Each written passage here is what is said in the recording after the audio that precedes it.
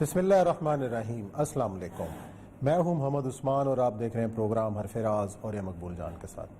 ناظرین، یہ منظر جو آپ نے دیکھا یہ پاکستان کی تاریخ کا سب سے زوردار اور قابل فخر لمحہ کہ جب پاکستان ایٹمی قوت بن گیا، پوری اسلامی دنیا کی ایٹمی قوت، پوری اسلامی دنیا میں فخر کے ساتھ اس خبر کو سنا گیا۔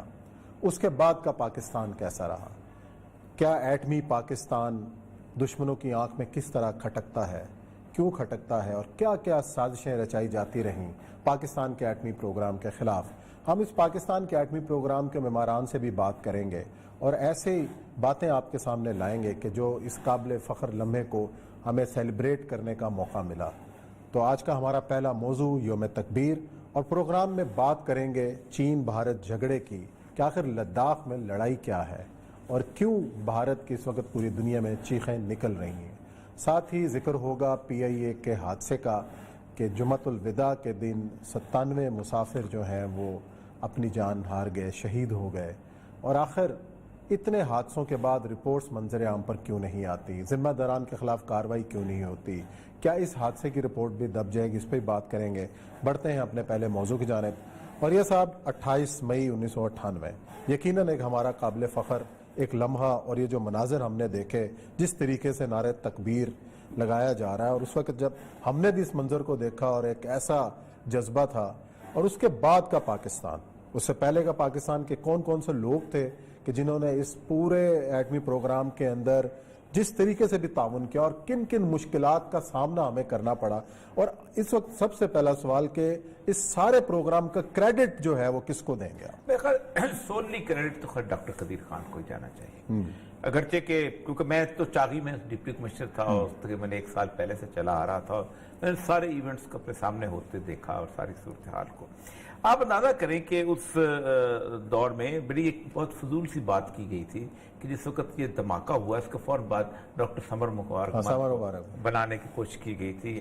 سمر مبارک بیسیکلی میزائل پروگرام باقی چیزوں تھی، ڈیزائن کے معاملے میں تھا، لیکن میٹلرجی جو تھی، جو انریچمنٹ آف یورینیم، وہ ڈاکٹر قدیر خان کا کام تھا نا۔ اور اگر ڈاکٹر قدیر خان نہ ہوتا تو آج دنیا اتنی مخالفت کسی اور کی مخالفت ہے، دنیا اسی کی ہے۔ ایک بات تو یہ طے ہے کہ اگر پاکستان جو تھا، 2 چیزیں ایسی ہیں جو افغان جہاد جو ہے اس کا تحفہ ہے پاکستان کو۔ ایٹمی پروگرام افغان جہاد کا تو ناممکنات میں امریکن صدر ہر 6 مہینے کے بعد ایک سرٹیفکیٹ جاری کرتا تھا کہ Pakistan is not pursuing its nuclear programme, Pakistan is not pursuing. جھوٹا سرٹیفکیٹ جو تھا وہ کانگریس کے سامنے پیش کیا جاتا تھا کہ ایک یہ، اور دوسرا اگر وہ اس وقت پیش قدمی روس کی جو ہے وہ نہ روکی جاتی تو اس وقت پاکستان جو تھا وہ تاجکستان ازبکستان کے تحت روس کی ایک کالونی ہوتا، اور جو وہاں پر بیتی ہے، جو اس وقت وہاں کی غربت اور افلاس ہے، جو وہاں پر مسلمانوں کے ساتھ ظلم و بربریت کا دور رہا ہے، وہ یہ 2 تحفے ہیں افغان وار کے، اور اس 2 تحفوں میں کا سب سے بڑا ہیرو ہے وہ جنرل ضیاء الحق۔ تو کیا اس کا مطلب یہ نہیں ہے کہ آپ یہ کہہ رہے ہیں کہ 6 مہینے بعد سرٹیفکیٹ دیا کرتا تھا، آنکھیں بند کی رکھی امریکہ نے، اور جیسے افغان جہاد اوور ہوا ضیاء الحق صاحب کو اس کی سزا دی گئی؟ نہیں، ضیاء الحق کو بھی اس کی سزا دی گئی، پاکستان کو بھی اس کے بعد کی سزا دی۔ دیکھیں مسئلہ یہ ہے کہ ہمیں معلوم تھا، بلکہ دنیا پوری کو معلوم تھا کہ پاکستان نے 1984 میں ایٹم بم بنا لیا تھا، جس کو کہتے ہیں کولڈ ٹیسٹ، اور دنیا میں آ رہا تھا کہ آ گیا ہوا، بلکہ یہ ہوا تھا کہ چونکہ اس وقت افغان وار جب ون ڈے کی صورتحال میں جا رہی تھی، تو ضیاء الحق نے مشاہد سیم صاحب کو کہا تھا کہ جاؤ اور لے جاؤ اس کو کہوٹا، کلدیپ نیر کو، اور کلدیپ نیر وہاں گیا تھا اور اس نے کاٹی کے لے۔ پھر وہ جو مشہور واقعہ ہوا تھا راجیو گاندھی والا کرکٹ ڈپلومیسی کا، وہاں اس نے بتایا تھا کہ ہمارے پاس ایٹم بم، اور دنیا کو یہ حقیقت واضح تھی لیکن اعلان نہیں ہو رہا تھا، کیونکہ اعلان کرنے کے بعد دنیا کی جو رسپانسبلٹی بڑی عجیب ہو جاتی ہے۔ مجھے اچھی طرح یاد ہے کہ چاغی میں ہم DC تھے تو اس زمانے میں پاکستان کو روکنے کے لیے بہت کچھ ہو رہا تھا، تو جیپنیز امبیسڈر آیا تھا۔ اچھا، ڈاکٹر عبدالقدیر خان صاحب نے ہمیں جوائن کیا ہے، جو یقیناً قابل فخر ہے ہمارے لیے اور اس ایٹمی پروگرام کے معمار بھی ہیں، انہیں خوش آمدید کہیں گے۔ السلام علیکم ڈاکٹر صاحب۔ وعلیکم السلام، اور یہ بھائی جان۔ ڈاکٹر صاحب، ایک بار پھر ہم یوم تکبیر منا رہے ہیں، اور یقیناً یہ پوری پاکستانی قوم کے لیے قابل فخر لمحہ تھا، اور آپ نے اس تمام پروگرام کی تیاری میں جس طرح خدمات انجام دی ہیں، اب اپنے لیے اس پورے پروگرام کو اور اس لمحے کو، جب یہ ایٹمی دھماکہ ہوا اس وقت آپ کے جذبات اور احساسات کیا تھے؟ تو سب جذبات یہ تھے کہ تو سب کو خوشی تھی کہ کم از کم ہم نے جو محنت کی تھی اس کا اب وہ ہونے والا تھا ایگزیبیشن اس کا، صحیح ہے جی جی. تو ورنہ یہی تھا کہ لوگ تو کہتے تھے کہ جی بلف کر رہے ہیں اور یہ کر رہے ہیں، یہ ہوگا نہیں، یہ نہیں ہوگا، وہ نہیں ہوگا. لیکن ہمیں پتہ تھا 100% کہ انشاءاللہ سکسیسفل ہوگا، کیونکہ ہم نے پول ٹیسٹ کیے تھے اور وہ سب صحیح تھے، بالکل جو ریزلٹ آنے چاہیے تھے وہی آئے تھے. تو ہمیں ذرا بھی شک نہیں تھا کہ کوئی گڑبڑ ہوگی. ڈاکٹر صاحب، میں نے آپ کا چہرہ چاغی میں دیکھا ہے، جتنا آپ کا اس وقت تمتما رہا تھا چہرہ اور جو خوشی آپ کے چہرے پہ تھی اس وقت، وہ تو خیر ہم تو اس کے گواہ ہیں. یہ بتائیے گا کہ اس پروگرام کے اندر آپ کو مکمل سپورٹ رہی تھرو آؤٹ جب تک؟ کیونکہ ظاہر بات ہے آپ ہی تو لنچ پن تھے، سب سے امپورٹنٹ چیز تھے تھرو آؤٹ. دیکھیے، سب سے پہلے تو میں آپ کو بتاؤں نا کہ جب انڈیا نے 18 مئی کو 74 کو دھماکہ کیا تھا، جی ہاں، جب پوکھران والا جی. ہاں جی ہاں پوکھران والا، تو میں تو ہل گیا تھا. میں نے سوچا کہ اب 71 میں ہماری مٹی پلیت ہوئی ہے، ڈسگریسفلی ہم نے شکست کھائی ہے، تو اب تو ہمارے جوان یا سپاہی یا آفیسر کوئی لڑ ہی نہیں سکتا جب انہیں یہ پتا ہو کہ دشمن کے پاس ایٹم بم ہے. ٹھیک. آپ خود سوچیں کہ ایک کے ہاتھ میں گن ہو اور ایک کے ہاتھ میں چھڑی ہو یا تلوار ہو، تو کس طرح لڑ سکتا ہے؟ تو اس لیے میں نے بھٹو صاحب کو لکھا تھا. ٹھیک. اور بھٹو صاحب نے مجھے فوری بلایا تھا. میں ان چیزوں کو اپنا کام کو معجزہ تو کم کہوں گا، لیکن اس بات کو میں معجزہ سمجھتا ہوں کہ جب میں نے بھٹو صاحب کو خط لکھا اور ان کے ہاتھ میں میرا خط پہنچا تو انہوں نے کسی چنو منو کو نہیں دیا، کیونکہ جتنے جاہل تھے جو اپنے آپ کو ماہر سمجھتے تھے، انہوں نے فوری کہہ دینا تھا. اور نیٹ پہ دیکھتے اس کے بارے میں تو کچھ چلا نہیں ہے، تو آج تک کسی نے یہ ٹیکنالوجی استعمال ہی نہیں کی. تو بھٹو صاحب نے مجھے فوری دعوت دی کہ میں فوری آؤں. تو میں دسمبر 74 میں آیا بیگم کے ساتھ، بچیوں کے ساتھ. تو میں ان سے ملا تو انہوں نے کہا کہ آپ سمجھا دیں. تو منیر احمد خان کو، اس کے 2-3 آدمیوں کو بلایا، تو میں نے سمجھا دیا میں کس طرح کریں اور کام تیاری کریں. میں وہاں سے مدد کرتا رہوں گا آپ کو، اور میں آؤں گا دسمبر میں، تو پھر میں انشاءاللہ وزٹ کر لوں. جب میں دوبارہ دسمبر 75 میں آیا کرسمس کے ٹائم پر، تو پھر میں گیا بھٹو صاحب سے ملا. انہوں نے کہا ڈاکٹر صاحب دیکھ کر آئیں کیا ہوا. میں نے کہا جی کچھ بھی نہیں ہوا، 1 سال ضائع ہوا بس. تو بس انہوں نے پھر مجھ سے ریکویسٹ کی کہ ڈاکٹر صاحب آپ پلیز نہ جائیں، آپ کے بغیر یہ کام نہیں ہوگا. میں نے کہا میں آپ کو کل بتاؤں گا. میں نے اپنی بیگم سے پوچھا، بیگم نے کہا کہ جی اگر تم کوئی کام اپنے ملک کے لیے اچھا کر سکتے ہو تو مجھے کوئی اعتراض نہیں، ہم رک جائیں گے. حالانکہ میرے پاس بڑی اعلیٰ جاب تھی، مجھے پروفیسرشپ کا آفر تھا وہاں پہ، اور میں نے قبول کر لیا تھا. تو بس پھر ہم رک گئے. تو شروع میں تو بڑی پریشانیاں ہوئی، آپ کو تو پتا ہی ہے، جس طرح بیوروکریسی اور وہ آؤٹ سائڈر کو سمجھتے کہ ہمارے یہاں گھسایا بیچ میں. تو پھر میں نے 6 مہینے بعد، اور اس وقت تک 6 مہینے تک ہمیں تنخواہ بھی نہیں ملی. اچھا، یعنی کہ آپ کو جوائن کیے ہوئے 6 ماہ ہو چکے تھے، 6 مہینے کی تنخواہ بھی نہیں ملی آپ کو؟ نہیں، اور بعد میں 6 مہینے کے بعد 3000 روپے تنخواہ ملی صرف. اچھا. تو حالانکہ میں اتنا ٹاپ ایکسپرٹ تھا نیوکلیئر کا، میں کہیں بھی جاتا تو $50,000 $1,00,000 ملتے مجھے. یہ آپ کی ہمت ہے، آپ نے چلایا ہے. یہ یقیناً پاکستان کے لیے آپ کی بہت بڑی خدمت ہے. میں نے، اور یہ بھائی پھر میں نے کوئی ایک لفظ بھی نہیں کہا. انہوں نے جو وہ دیا، چیک دیا، میں نے لا کے بیگم کو دیا. اس نے وہ چیک کو دیکھا، میری شکل دیکھی، بس ہم سمجھ گیا وہ کیا کہہ رہی ہے اور میں کیا سمجھ رہا ہوں. تو وہ اس طرح ہو گیا. تو اس بارے جب وہ کام نہیں ہوا اور کس طرح چلنی تھا، تو بیوروکریسی ایک بٹھا دیے تھے جاہل آدمی، وہ اس کو انچارج بنا کے وہ اسی میں لگے رہتے تھے کہ گلاس کتنے کے خرید کے لائے، تم 4 کے لے کر آئے ہو، یہ 3.25 میں ملیں گے. ایسی چیزوں میں لگا ہوا تھا. تو میں نے کہا کہ یار، میں نے بھٹو صاحب کو لکھ دیا جی میں تو واپس جا رہا ہوں. اچھا. میرے لوگ بلا رہے تھے بہت، میرے دوست. انہوں نے کہا کہ پلیز، میں یہ کہہ کے ان کو خط لکھ کے اور میں چلا گیا وہاں کراچی. بہن کے پاس میں وہاں سے نکل جائیں گے. तो अच्छा फौरी जनरल इम्तियाज का फोन आया अच्छा कि अच्छा जी भुट्टो साहब बुला रहे हैं, आप इस्लामाबाद आ जाएं प्लीज, बहुत जरूरी बात है। हम्म तो मैं इस्लामाबाद आया तो वहाँ उनका आदमी खड़ा हुआ था, वो कहने लगा कि साहब वो इमरजेंसी थी, भुट्टो साहब और इम्तियाज साहब जनरल इम्तियाज वहाँ चले गए लाहौर, तो ये टिकट है, ये जहाज अभी जाएगा तो आप लाहौर चले जाएं। मैं लाहौर चला गया, वहाँ जा गेस्ट हाउस में ठहरा दिया उन्होंने। तो फिर मैं गवर्नर हाउस गया शाम को तकरीबन 8 बजे। तो भुट्टो साहब थे और आगा शाही साहब थे और जनरल इम्तियाज थे। मैंने तमाम बातें बता दी। फिर मैंने ये भी बताया कि जी ये मुनीर अहमद खान जो है ये कोई न्यूक्लियर फिजिक्स वगैरह ये कोई साइंटिस्ट नहीं है, इसने यहाँ से लंदन बाजार से लाहौर से बीएससी किया इलेक्ट्रिकल इंजीनियरिंग में। अच्छा 9 महीने का डिप्लोमा लिया है वहाँ से नॉर्थ कैरोलिना स्टेट पॉलिटेक्निक से। अच्छा बस ये तालीम थी। तो वो बहुत नाराज हुए उनसे कि मुझे तो गोली दे रहा है कि मैं बहुत बड़ा टॉप एक्सपर्ट हूँ न्यूक्लियर का। मैं कह दिया बस यही होता।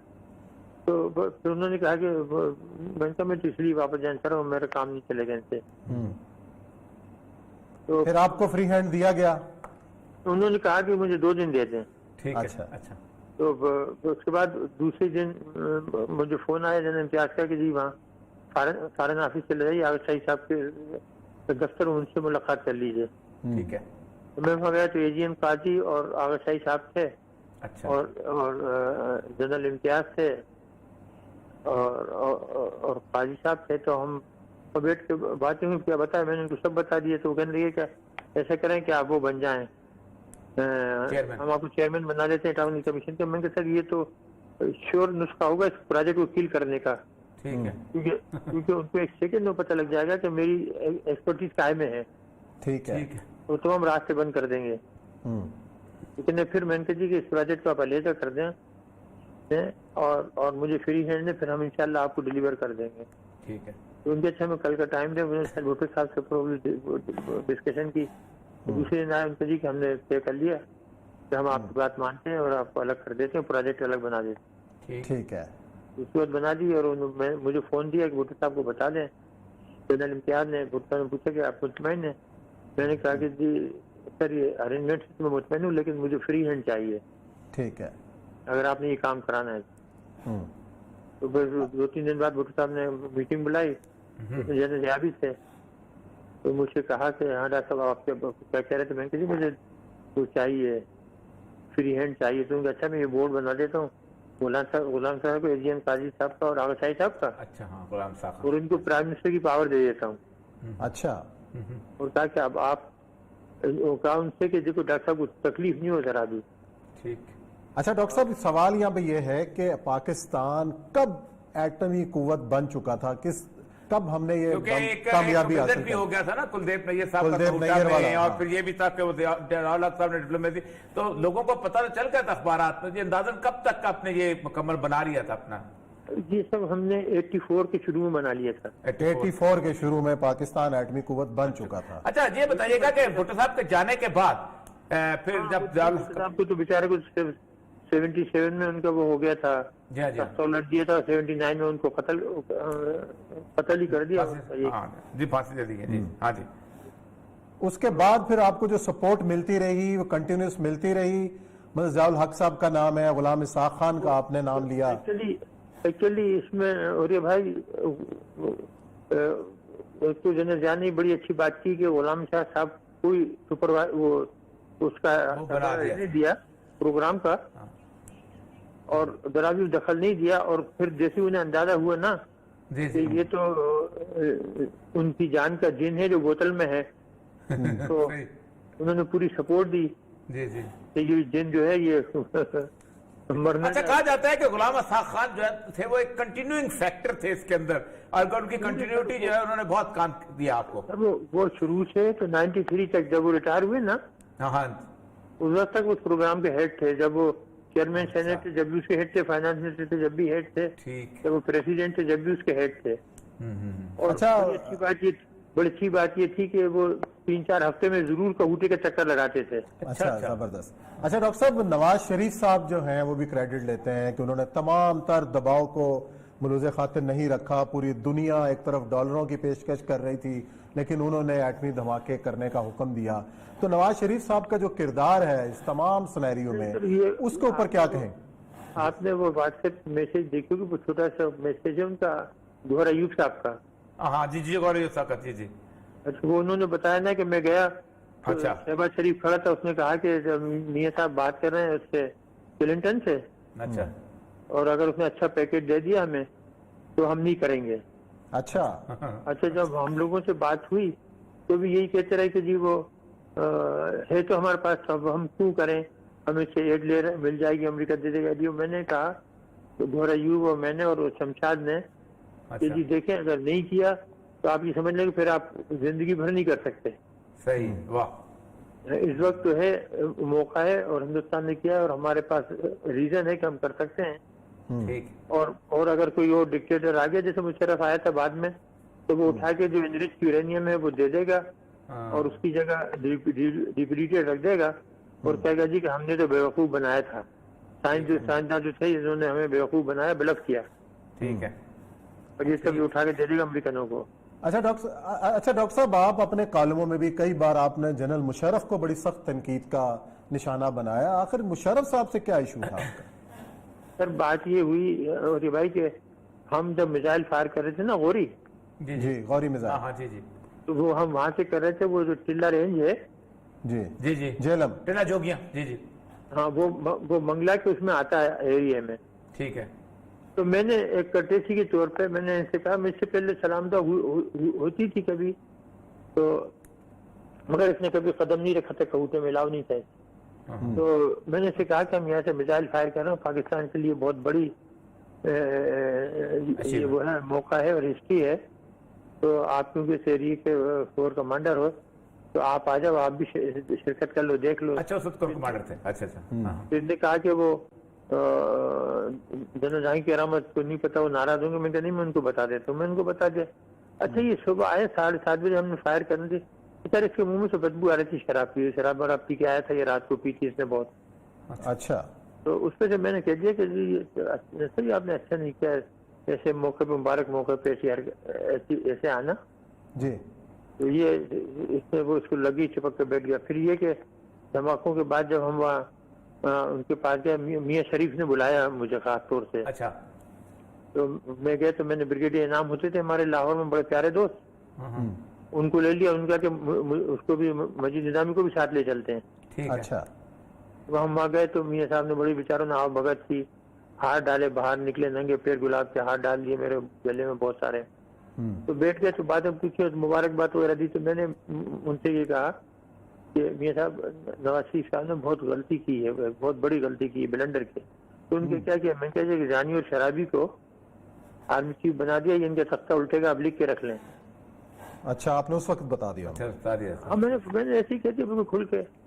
تو میاں شریف بولے کہ ارے یہ کیا ہوا ڈاکٹر صاحب, میں نے اس کو بلاؤ, گھنٹی بجائی کہ نواز کو بلاؤ. نواز شریف اور وہ سیف الرحمان آئے دونوں اندر. ان کا نواز یہ کہ ڈاکٹر صاحب کیا کہتے ہیں, پوچھا, میں نے بتا دیا کہ یہی ہوا. ان کو تم نے کیوں, کیسے بنایا اس کو؟ وہ سب دوستوں نے بتایا تھا, اس نے بتایا تھا, اس نے بتایا تھا, سعودی نثار نے, اور اس نے کیا نام ہے, شہباز شریف نے, اور وہ جو نام انہوں نے لیا, ان لوگوں نے بتایا تھا.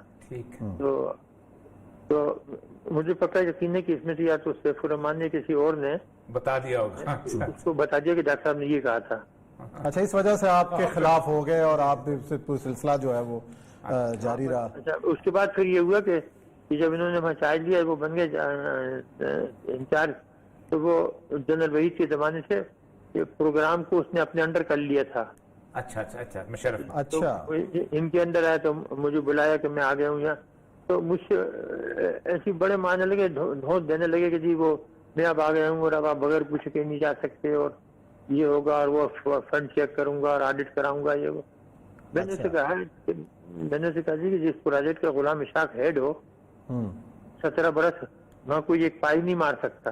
ٹھیک, صحیح بات. ہاں, اور یہ سب جھوٹ ہے جو آپ کو بتایا کسی نے, وہ کر لیں جو چاہیں کریں. بینک کا ممبر جو فائنانس جو ہے وہ خود منسٹری آف فائنانس کا ہے, غلام اشاق صاحب نے لگایا یہاں پہ. بالکل. उसको सब पता है, वही सब काम करता है फाइनेंस का। मेरा तो किसी फाइनेंस अकाउंट में मेरे दस्तखत भी नहीं है। तो कहते, तो मैंने कहा, फिर उससे कहा, मैंने कहा जी कि आपकी इस बातों से जो आप कर रहे हैं, मुझे वो जनरल न्यूक्लियर टेक्नोलॉजी का इंचार्ज चाइनीज लीचो, तो मेरा बहुत ख्याल रखते थे बच्चे की तरह। तो एक दिन वो मेरे हाथ पकड़ के कहने लगा कि डॉक्टर खान, मैं तुमको एक बात बताता हूँ। मैंने कहा लीपुजा बताइए। पुजा कहते हैं ना एक्सेलेंसी को। तो मैंने कहा बताइए। तो उन्होंने कहा कि एक बात याद रखें कि as long as they need the bomb, they means, उन्होंने फौजियों का कहा, they will leak your balls, and the day you deliver the bomb they will kick your balls. अच्छा, चलिए डॉक्टर साहब, अब आज का पाकिस्तान जो है वो कितना नाकाबिले आपका मरहून तस्वीर है। मिन्नत है, वैसे आपका मरहून मिन्नत भी है। पूरी कौम आपको सलाम भी करती है आज के इस दिन की मुनासबत से। आप हमारा यकीनन फख्र भी हैं। अल्लाह ताला आपको सेहत और ज़िंदगी अता फरमाए। और आपका बहुत बहुत शुक्रिया, आपने हमें टाइम दिया। नाज़रीन, ये थे डॉक्टर अब्दुल कदीर खान। बड़ी अहम बातें, बड़े इंकशाफात उन्होंने इस प्रोग्राम के अंदर किए। यहाँ नाज़रीन लेते हैं ब्रेक, और ब्रेक के बाद आएंगे और जिक्र करेंगे चीन और भारत की लड़ाई।